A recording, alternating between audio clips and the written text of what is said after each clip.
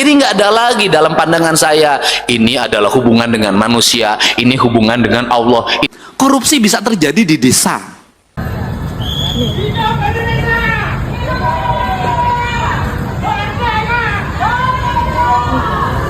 Ya, hari ini kedatangan KDM ya. Bang Deddy. Untuk apa ya? Saya ke bidang pencegahan, ngurusin normalisasi sungai, penyelamatan aset negara, dan upaya kita melakukan penghijauan di area-area tanah-tanah negara di Jawa Barat. Assalamualaikum warahmatullahi wabarakatuh. Bapak Ibu, Kang Deddy Mulyadi kembali mengaji Al-Quran di depan gedung KPK. Masya Allah ya, semua bahagia, semua antusias menyambut kedatangan Kang Deddy Mulyadi. Baru kali ini ada gubernur di Indonesia yang berani bolak-balik KPK ya. Baru kali ini loh, baru kali ini. Masya Allah. Ustadz Adi Hidayat, Ustadz Abdul Somad bangga sekali dengan Gubernur Jawa Barat KDM ini. Mari kita simak ya, KDM mengamalkan ajaran Al-Quran langsung, gak cuman berbicara. Ini hubungan dengan alam bagi saya tidak. Dalam pandangan saya, hubungan dengan manusia adalah kita berhubungan dengan Allah, berhubungan dengan alam, berhubungan dengan Allah. Kenapa? Karena dalam manusia ada nurnya Allah, di alam ada nurnya Allah. Kemanapun kamu berpaling di situ wajah Allah. Karena di situ wajah Allah bukan dipahami sebagai bentuk bungkelekan, tapi nur. Nur itu bisa dilihat dan bisa tidak dilihat, tergantung orang memiliki rasa atau tidak. Ini. Dan sistem berpikir gini masuk orang Sunda, kasihan. Saya selalu mengatakan karunya apaan ahli spiritual tapi gede ambek, apaan ahli spiritual tapi nggak goblok-goblok batur. Di mana spiritual? Nah iya teh asa teu kapang. Nah perspektif ini, karena perspektif ini kalau ingin memasuki era industri, kita harus memulai dari pendidikan dasar. Pendidikan dasarnya di mana? Kalau ingin masuk era industri, SD nggak boleh pegang gadget. Bohong. Anda ingin masuk ke era industri, SD sudah diajarin gadget. Nggak ada. Jepang nggak ada. Amerika. Kenapa? Di SD itu diajarkan pendidikan dasar, calistung, maca, nulis, ngitung, itu. Dan semuanya harus didasarkan pada aspek-aspek talaran. Pendidikan melatih akademik, maka orang Sunda mengajarkan berbahasa sederhana. Lalu mapai ari, lalu mapai ari, lalu mapai ari. Itu keterampilan berbicara agar motoriknya berjalan. Buruan kantor pacamat, buruan kantor pacamat, buruan kantor pacamat. Batokohok wadahut, batokohok wadahut, itu latihan. Spiritualitas diajarkan oleh ibunya. Cilukba, cilukba, cilukba. Lihat, wajah ibumu itu adalah wajah Tuhanmu yang telah diutus untuk menyayangimu. Kade ulah dipotong-potong ya. Saya ngasih tahu ya, nanti ribut lagi. Saya soal gara-gara ini diundang kadi jadi aing kudu ngomong nukieu itu teu meunang itu keur naik pemilu itu. Nah artinya apa? Ibu mewakili Tuhan untuk menyayanginya. Maka doa yang terbaik adalah doa ibu. Nggak ada lah, sudah. Saya ini sama orang dituduh klinik sampai hari ini. Gara-gara make iket aing dituduh dukun. Padahal memang saya dukun. Kalau duduk saya tekun.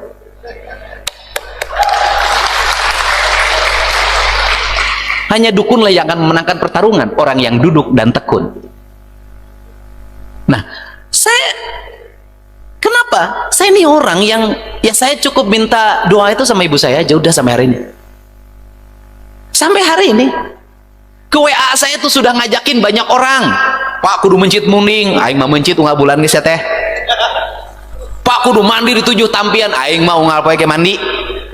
Pak ieu teh cenah kudu diwirid heula, unggal poe ge wirid.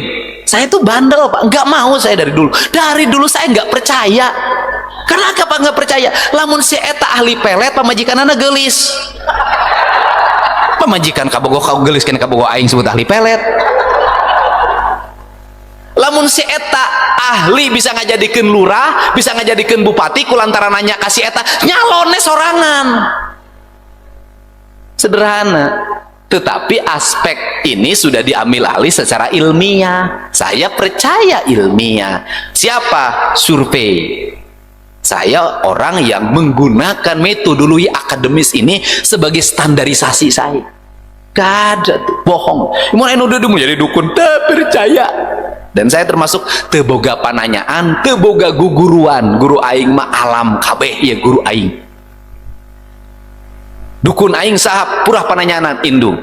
Karena saya meyakini walaupun ibu saya sudah tidak ada, tinggal ada kuburannya, bagi saya dia tetap ada di hati saya dan selalu memberikan panduan. Itu hati sudahlah. Boleh dong saya punya keyakinan pada ibu saya. Nah, pendidikan ini perlu dibangun. Kenapa? Era hari ini, mohon maaf, kita ngomong industri ketinggian. Era hari ini anak-anak SD 10 tahun ke depan kita akan miliki orang-orang yang tidak sabaran. Yang kalau ada kesulitan dia mudah frustasi, kalau ada kesusahan dia mudah minum mabuk, kalau ada problem dia mudah narkoba. Kenapa? Karena sejak kecil sudah tidak diajarkan lagi kesabaran. Angitan itu nggak apa-apa, memang tulisan bagus sudah ada di komputer, bener saya tahu, tetapi saya termasuk yang sampai hari ini nulisnya jelek. Maka saya ganti dengan yang lain metodologinya agar saya sabar gitu loh. Kenapa Deddy Mulyadi tekanan hidupnya tinggi, yang menghinanya banyak, diporo, diudag, nggak pernah berhenti. Saya tahu betul itu Allah menyuruh, karena saya sejak kecil nggak sabaran. Saya harus ditekan oleh berbagai pihak agar saya hidupnya sabar. Sudah. Makanya saya selalu berterima kasih pada orang yang menghina saya. Nuhun tos ngahina abdi sabab Persib jadi juara teh lamun menang lawan Bali United. Kan kita ini nggak boleh membenci pada orang yang menjadi rival kita, karena itu adalah tempat untuk kita menjadi juara. Sudah. Guru galak itu pokoknya engke lamun lulus kuliah cari guru yang paling galak, yang paling bawel, yang paling ngasih banyak tugas. Anda berucap terima kasih karena dialah yang paling menyayangi Anda. Dan Anda paling belakangan ke guru toleran. Niron diantep, bolos diantep, antep sih. Eta mah guru eta mah teu ngajarkeun sih, eta mah pupujieun. Penting. Makanya guru galak itu selalu menjadi kenangan bagi siswanya, kenangan. Berbahagialah yang punya istri galak. Kenapa? Itu Anda, dia itu sesungguhnya lagi mengajarkan Anda tentang kebaikan, lagi menjaga Anda, lagi bawel terus gitu. Pada akhirnya ganti, yaitu menyempurnakan diri.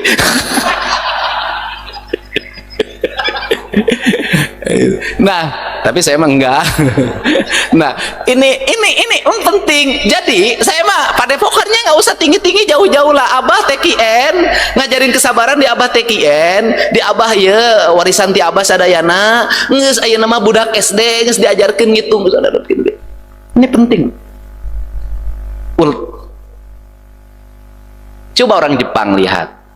Kenapa dia maju? Hurufnya kanji, Pak. Ulet.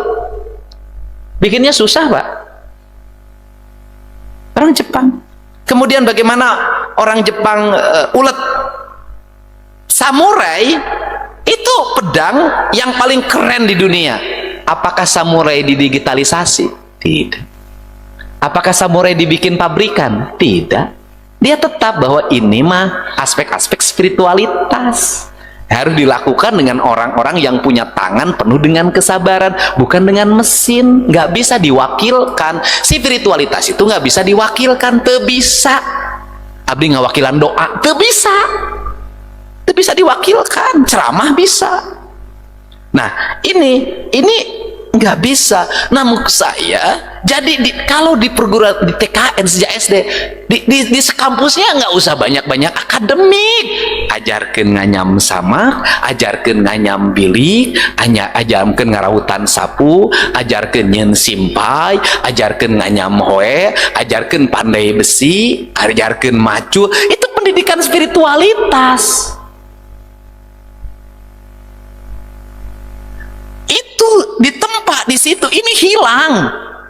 Nah ditempa di situ, nah kemudian nanti SMP mulai setengah digital, SMA 3/4 digital, perguruan tinggi digital. Ketika masuk era digital, kenapa?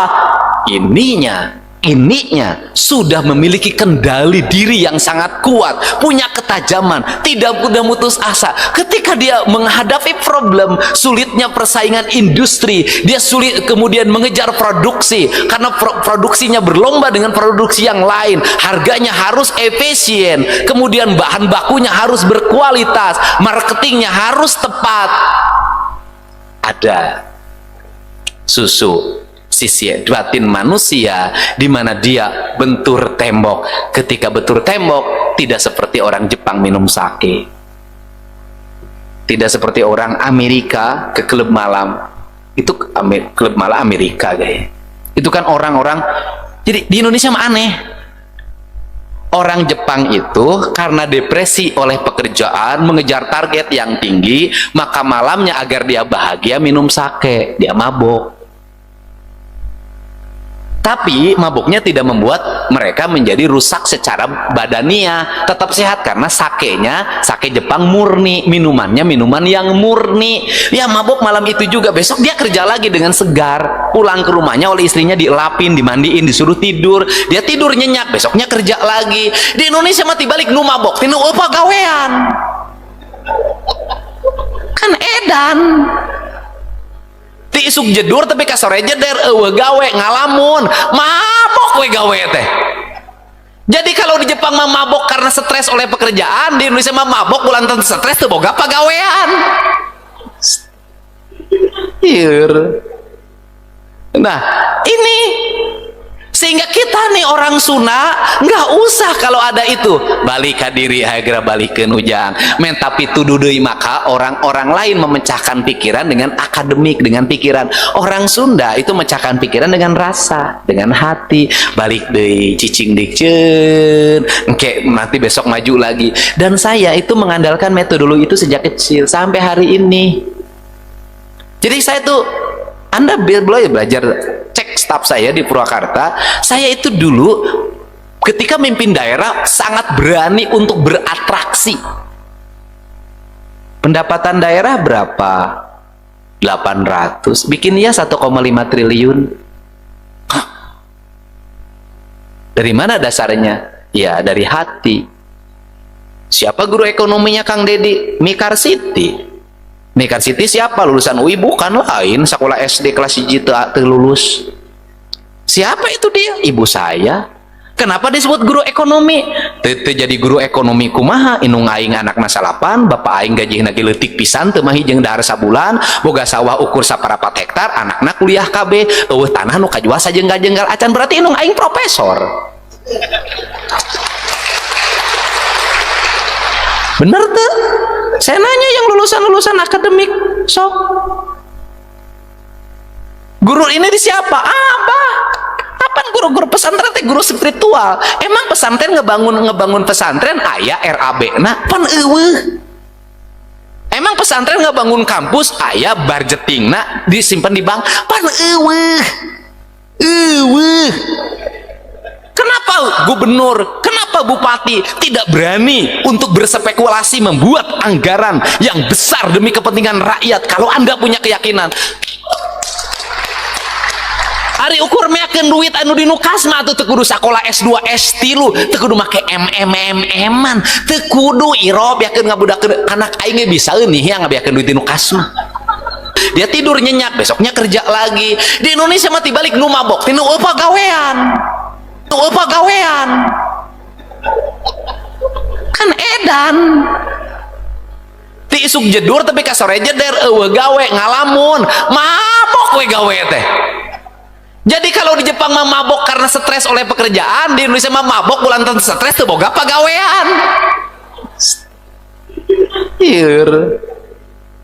Nah, ini Sehingga kita nih orang Sunda nggak usah kalau ada itu balik ke diri segera balikin ujang men, tapi tuduh deui maka orang-orang lain memecahkan pikiran dengan akademik, dengan pikiran. Orang Sunda itu memecahkan pikiran dengan rasa, dengan hati. Balik deui cicing dikeun engke nanti besok maju lagi. Dan saya itu mengandalkan metodologi itu sejak kecil sampai hari ini. Jadi saya tuh, Anda belajar cek staf saya di Purwakarta, saya itu dulu ketika mimpin daerah sangat berani untuk beratraksi. Pendapatan daerah berapa? 800, bikinnya 1,5 triliun. Hah? Dari mana dasarnya? Ya dari hati. Siapa guru ekonominya Kang Dedi? Mikar Siti. Mikar Siti siapa? Lulusan UI? Bukan, lain, sekolah SD kelas 1 lulus. Siapa itu dia? Ibu saya. Kenapa disebut guru ekonomi? Teu jadi guru ekonomi kumaha? Inung aing anak masalapan, bapak aing gajihna ge leutik pisan teu mah hijeng dahar sabulan, boga sawah ukur saparapat hektar, anakna kuliah KB, eueuh tanah nu kajual sajenggal-jenggal acan, berarti inung aing profesor. Bener tuh? Saya nanya yang lulusan akademik, sok. Guru ini di siapa? Abah. Apaan guru-guru pesantren teh guru spiritual? Emang pesantren ngebangun pesantren aya RAB na pan eueuh. Emang pesantren ngebangun kampus aya budgetingna disimpan di bank pan eueuh. Eueuh. Kenapa gubernur, kenapa bupati tidak berani untuk berspekulasi membuat anggaran yang besar demi kepentingan rakyat? Kalau Anda punya keyakinan, ari ukur meakeun duit anu dinu kasma atuh teu kudu sakola S2 S3, teu kudu make MM-an, teu kudu irob yakeun ngabudakeun anak aing ge bisa eueuh nih ngabiakeun duit dinu kasma. Nggak bisa, Pak. Saya ini selalu dari rasa, dari keyakinan, belajar dari ibu saya, belajar dari kiai. Nah, para anggota DPRD kalau sudah dari kata kalangan pesantren masuk DPRD pakai keyakinan juga. Amin, Bapak Ibu, itu dia ya. Yang mana KDM Kandedi Mulyadi ya hari ini bolak-balik ke KPK untuk apa? Untuk rakyat. Ya. Ngurus-ngurus masalah bangunan liar, penebangan pohon ya. Masya Allah ya. Yang dipikiran KDM apa? Rakyat ya. Dan itu sama seperti ya dalam Islam ya, dalam ya keyakinan kita bahwa Masya Allah ya akhlak Nabi Muhammad SAW ya, selalu ingatnya umatnya. Begitupun KDM mungkin mencontoh dari ya Nabi Muhammad SAW ya, karena yang diingatnya adalah umat ya. KDM pun mungkin ingatnya rakyat ya. Gila, Masya Allah ya, KDM ini ada aja gebrekan tiap harinya, gak bosen gitu ya Bapak Ibu, gak bosen nontonin KDM terus ya. Apalagi pidatonya yang begitu banyak makna, begitu banyak sekali ya daging ilmu yang harus kita dengar ya, begitu banyak kali yang ngaji rasa gitu ya. Entah baru kali ini saya mendengarkan pidato sampai akhir seorang gubernur, cuman KDM aja udah, yang lain belum ada lagi ya Bapak Ibu. Semoga Kang Dedi sehat selalu, amin ya rabbal alamin, dan semoga Bapak Ibu juga sehat selalu, amin ya rabbal alamin. Terima kasih sudah menonton ini. Sampai jumpa di video. Assalamualaikum warahmatullahi wabarakatuh.